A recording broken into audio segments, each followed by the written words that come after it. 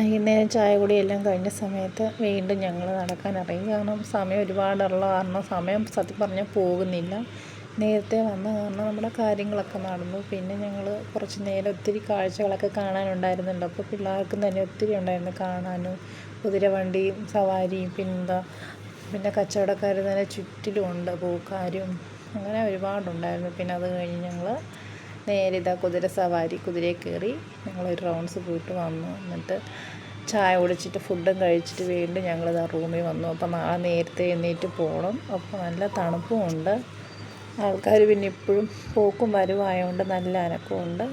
പേടിക്കാനൊന്നുമില്ലായിരുന്നു. പിന്നെ റൂമിൽ വന്ന് കുറച്ച് നേരം റെസ്റ്റ് എടുത്ത് വർത്തമാനമൊക്കെ പറഞ്ഞ് ടി വിയും കണ്ട് ഞങ്ങൾ പതുക്കെ ഉറങ്ങാനായിട്ടുള്ള ഒരു തയ്യാറെടുപ്പിലാണ്.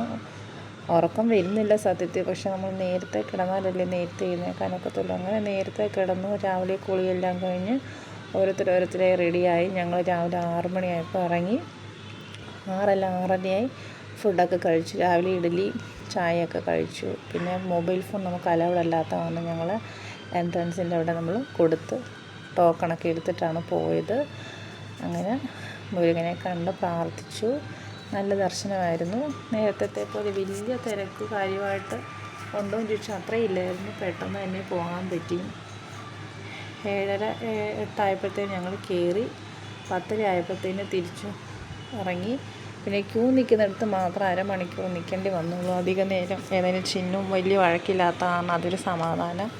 പിന്നെ കുഞ്ഞും പിള്ളേരും വലിയ വഴക്കില്ലായിരുന്നു. മിന്നുവിന് പിന്നെ ചെറിയ കാലുവേദനയൊക്കെ ഉണ്ടായിരുന്നു. അങ്ങനെ എല്ലാം കണ്ട് തൊഴുത് ഞങ്ങൾ പ്രാർത്ഥിച്ചിറങ്ങി. അപ്പോൾ അടുത്ത വീഡിയോ ആയിട്ട് വീണ്ടും വരാം.